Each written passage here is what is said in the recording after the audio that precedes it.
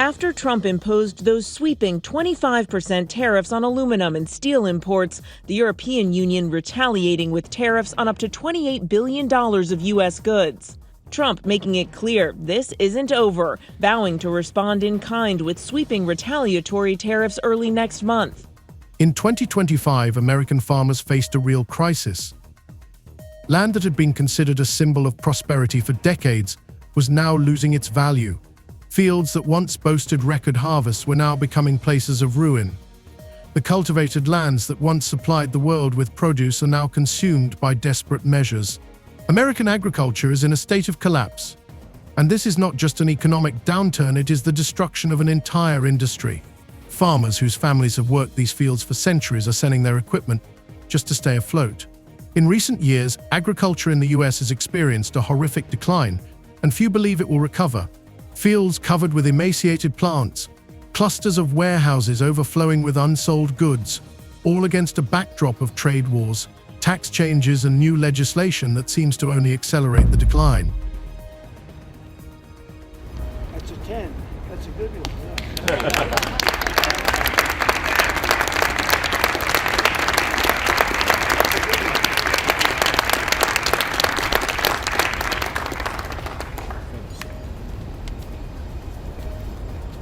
But how is it possible that on the other side of the border, in Canada, the opposite is happening? Where farmers once led quiet lives on the vast plains of Saskatchewan, these lands are now producing record crops and literally rewriting the rules of trade. While farmers in Iowa are barely making ends meet, Canadian farmers are celebrating their best export season in a decade. Why is the situation on one side of the border so dramatically different from the other? How did a country that was once known only for its shadows suddenly become a global agricultural superpower? And police in Italy are investigating possible arson after a fire destroyed more than a dozen Tesla vehicles. Elon Musk is calling the incident at a Rome dealership terrorism. This comes as Tesla has been the target of recent protests around the world. In 2025, the world witnessed the decline of major agricultural powers. Powerful U.S. regions such as Iowa and Nebraska, once considered the economic heartland of agriculture, are now losing ground to Canada. While American farmers suffer from rising costs and political instability, Canadian farmers are securing lucrative contracts with international markets, expanding their scale and ensuring stability. There's been a lot of on and off, some inconsistency. There's no inconsistency. I'm not like a block that just, I won't delay. It's called flexibility. It's not called inconsistency. It's called flexibility. What happened to American agriculture? Why can't American farmers compete with Canada anymore, despite resources and land that were once considered the best in the world? And what is the Green Prairie and how did it turn the soybean market upside down, making Saskatchewan a new agricultural giant while Iowa found itself in the throes of a crisis? US President Donald Trump has announced a 25% tariff on all car and light truck imports into the country. It's due to come into effect on April 2nd. Economists and world leaders are warning that it will be a tax on consumers and have a chilling effect on the global economy. But to Americans, Trump paints a rosy picture, predicting that the levies will spur growth. Today, we'll tell you how policy changes, an agricultural crisis, and fierce competition with neighbors have changed the landscape of the US and Canadian agricultural markets, from products once associated with America to the hidden threats that led to this turn of events. Don't believe that the system is broken? Watch this video and see how huge agricultural empires are collapsing and being replaced by new players. Ready? The higher the tariff, the more likely it is that the company will come into the United States and build a factory in the United States so it doesn't have to pay the tariff. That will take many, as you know, that will take many years. In fact, I'll tell you, there's another theory is that the tariff, you make it so high, so horrible, so obnoxious that they'll come right away. When I do the 10%, 10% is really, first of all, 10% when you collect it is hundreds of billions of dollars. The numbers that you're talking, all reducing our deficit. But really, so there's two ways of looking at a tariff. You can do it as a money-making instrument, or you can do it as something to get the companies. Now, if you want the companies to come in. In 2025, agriculture in the US is experiencing an unprecedented crisis, and this is becoming apparent even in the most familiar places where the economy once flourished. American farmers, historically dominant on the world stage, are now facing problems that in just a few years have turned them into destitute people with no hope for the future. In some states, such as Iowa, the situation looks catastrophic. Fields that once symbolized the country's vitality are now covered with only the remnants of destroyed crops. In 2025, soybean production, a traditional golden product, is undergoing its worst transformation in Iowa's history. I think you're going to remember today, it's going to be a free nation that we're dealing with. We're going to have a very free and beautiful nation. It's going to be Liberation Day in America, and it's going to be a day that hopefully you're going to look back in years to come and you're going to say, you know, he was right. This has turned out to be one of the most important days in the history of our country. In 2024, after new tariffs were imposed on Chinese goods, American farmers realized that their profits had disappeared. First, contracts with major Chinese buyers such as Kofo and Sogreen were cancelled. Then came economic sanctions, which dealt a severe blow to American agriculture. As a result, farmers faced with the inability to sell their crops began selling off their equipment, and many of them, finding themselves on the verge of bankruptcy, lost everything in a matter of weeks.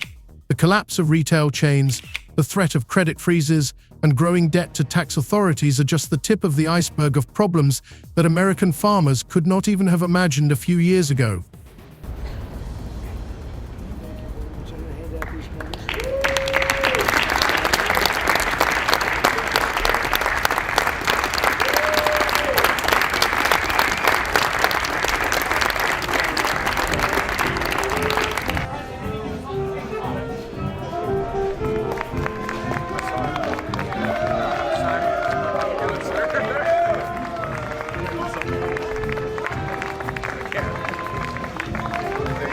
Few realize that this is not only an economic problem, but also a spiritual catastrophe.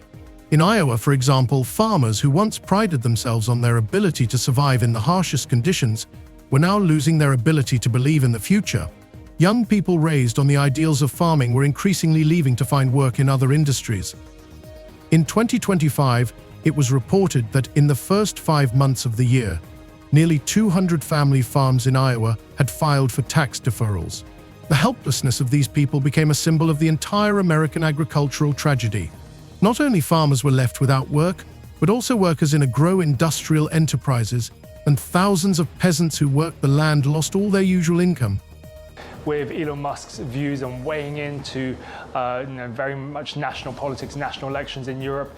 And then on top of that, when you see the backdrop of Tesla upgrading its product line and the impact of them trying to chase more sales at the back end of last year, that means it's short on inventory. It can't necessarily sell as many vehicles or doesn't have as many in stock to sell. So there is that issue there of a confluence of impacts, which means that sales have been falling. Again, the question is how much more that will impact into February as well, given that the back end of last year, in 2024, Tesla sales did slip overall. On the other side of the border, in Canada, something completely opposite was happening. In Saskatchewan, where only a few years earlier few could have imagined that this province would become an important player in the agricultural market, the situation was developing quite differently. While American farmers and the US government complained about the new economic realities, Canadian farmers were actively mastering new technologies, applying innovative methods, and receiving enormous support from the government. In 2024, the Canadian government announced the launch of an ambitious program to modernize agriculture, which included not only infrastructure improvements, but also significant investments in the development of logistics chains. After weeks of whiplash, Trump threatening tariffs, imposing some, and walking back others, many Americans are feeling the uncertainty. In Swisher, Iowa, distillery owner Jeff Quint says it's paralyzing. The bourbon industry is going to be collateral damage in this tariff war. I don't really think there's any way around that. And he's not alone. Tonight, the majority of Americans, 61%, now say they disapprove of how the president is handling tariffs. 56% say they disapprove of his handling of the economy overall. But the president has dismissed those concerns tonight, saying he has the right to change course. Saskatchewan, once a little-known region, became a true agricultural giant, securing an increasing number of contracts with international buyers. The very market that was once considered a reliable base for American farmers has now become a place where American farmers are losing their orders. But Saskatchewan not only survived this crisis, it used it as an opportunity for its own growth. We begin with the president's trade war escalating tonight. This evening, the retaliation against the United States, Canada, and the European Union responding quickly, just hours after President Trump's 25% tariff on all steel and aluminum coming into the United States. Canada, the largest supplier of steel to the U.S., slapping new tariffs on $20 billion worth of U.S. goods that are sold in Canada.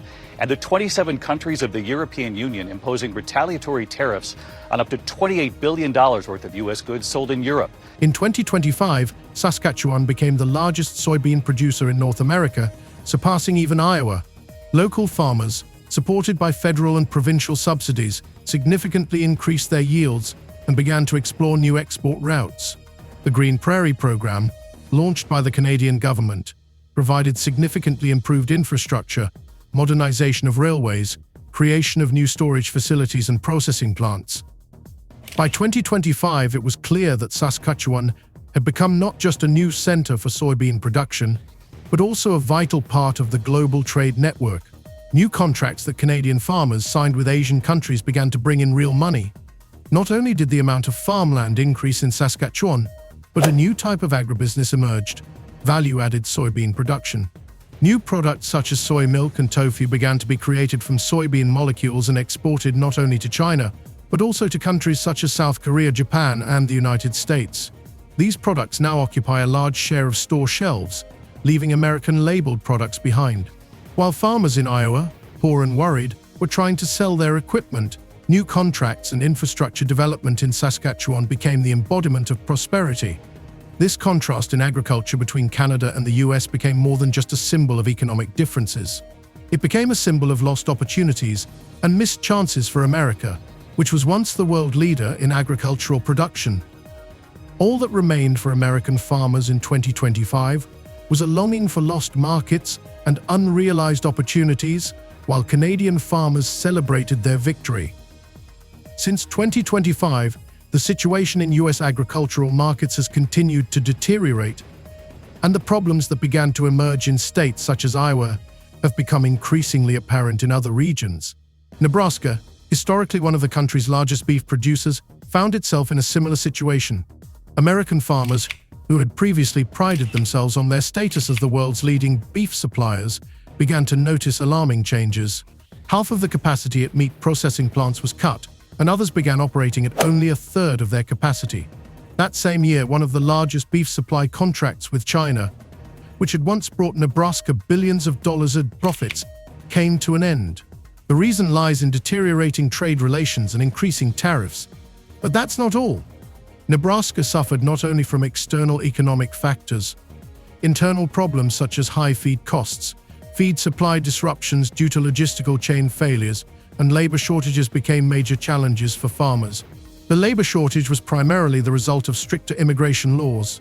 The problems with labor migration proved catastrophic. Many farmers, accustomed to hard-working workers from Mexico and other Central American countries, were left without help in the fields. This labor shortage led to a slowdown in production, which further deepened the crisis in the agricultural sector. Meanwhile, in Alberta, Canada, the situation developed quite differently. Alberta, as the center of the Canadian meat industry, not only survived the global economic turmoil, but was also able to adapt to it, benefiting greatly from the shift of buyers from American to Canadian meat. Unlike their American counterparts, local authorities responded quickly and effectively to the problems with beef production. Alberta did not just survive the crisis, it used it as an opportunity for growth.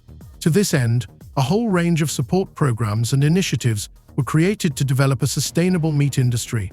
The Canadian province focused not only on product quality but also on developing its logistics infrastructure. Everything was geared toward creating reliable and secure supply chains that would guarantee timely deliveries of high-quality meat to consumers. Unlike Nebraska, where meat processing plants operated intermittently, Alberta was able to create a system that ensured uninterrupted meat supplies to the international market. In 2025, despite economic difficulties, Canadian meat exports increased by 19%. Moreover, unlike American producers, Canadians began to produce not just meat, but a product that became a symbol of trust. Their packaging, which informed buyers about the origin of the meat, feeding methods, and processing, attracted more and more buyers, especially in Asia. A QR code labeling system, which allowed consumers to track the meat from farm to table, became an important element in strengthening consumer confidence. But this was not the only factor that played in Alberta's favor. Investments in modernizing processing facilities and implementing high-quality standards, such as no antibiotics and rising prices for organic meat, allowed Canadian producers not only to gain a foothold in Asian markets, but also to enter new segments. Meanwhile, Nebraska, despite huge efforts to maintain its market share, was unable to ensure the same transparency and high-quality standards. Although Nebraska also attempted to introduce sustainable technologies and launch new processing plants, such as a sustainable beef processing plant in the northern part of the state, this did not solve the main problem: the lack of a stable workforce and the redirection of large contracts to Canadian meat. Alberta, on the other hand, was able to stabilize the situation by offering buyers a product that, thanks to its environmental and ethical standards, became more attractive. In parallel with this struggle for markets, Canada strengthened its position in milk production, particularly in the province of Ontario, where milk production began to grow exponentially. Unlike Wisconsin, which was once a symbol of American dairy production, Ontario now produces milk and dairy products to much higher standards. By 2025, Ontario had not only surpassed Wisconsin in terms of organic milk production, but also took the lead in the production of lactose-free dairy products, yogurts, and other premium products. By this time, demand for such products in the US had grown significantly, allowing Canadian farmers to take advantage of this opportunity. Wisconsin, on the other hand, continued to struggle with low milk prices, the closure of processing plants, and a decline in the number of dairy farms. The crisis in Wisconsin was caused not only by internal problems, but also by external competition from Canada, which established a system that allowed it to completely control milk production, processing, and export. Unlike Wisconsin, when many farmers left the industry, Ontario stepped up its work with universities and agribusiness startups, which led to the creation of innovative technologies to optimize processes. While milk prices were falling in Wisconsin, Ontario saw growing demand for higher quality products, putting Canadian producers at an advantage. This is not just an economic advantage, it is a symbol of changing approaches to production and logistics, where instead of simply mass-producing milk, the focus has shifted to quality, transparency, and consumer trust. Nebraska and Wisconsin are not the only regions facing problems. Other agricultural states in the US, such as Washington, have also begun to see the breakdown of established systems. However, in neighboring Canada, despite economic difficulties and limited resources, effective systems have been put in place that have ensured the country's leadership in agriculture. Maine, once proud of its vast maple forests and stable maple syrup production, is now facing a disaster that is not only destroying the local economy but also threatening a unique culture. In 2025, according to the Northeast Maple Syrup Association, production in the state fell by 23% in 1 year and by almost 50% compared to its peak. The reason, according to experts, lies not only in climate change, but also in the incompatibility of traditional production methods with the requirements of the modern market. Warmer winters and shorter frost periods now prevent the necessary amount of sap from being collected, leading to reduced production volumes and a decline in product quality. Maine, which just a few years ago accounted for more than 20% of the total maple syrup production in the US, will not even reach 11% in 2025. This whole problem is making life difficult for farmers, and local farming communities that have lived off maple syrup for generations are facing an environmental disaster. Many landowners are now forced to sell their land and move into other sectors, such as tourism, in order to keep their businesses afloat. The situation in Canada, particularly in the province of Quebec, is completely different. While Maine is unable to combat climate change, Quebec has not only adapted but is also actively developing its industry with an eye on global markets. Quebec has the largest maple syrup reserve in the world, more than 100 million pounds of syrup in special cold storage. This strategic initiative has allowed the province not only to maintain stable supplies for local and international markets, but also to stabilize product prices. Unlike Maine, where farmers face quality and supply issues, Canadian producers use innovative resource management techniques and promote their production as part of their national identity. Every year, local farmers deliver millions of pounds of syrup to a storage facility managed by the Maple Producers Federation, which not only controls production but also balances supply and demand. In 2025, Quebec became the leading player in the maple syrup market, exporting 72% of the world's volume, with more than 40% of that going to the United States. Quebec's strategy of controlling supply and stabilizing prices, as well as strengthening the image of maple syrup as a national product, continues to bear fruit,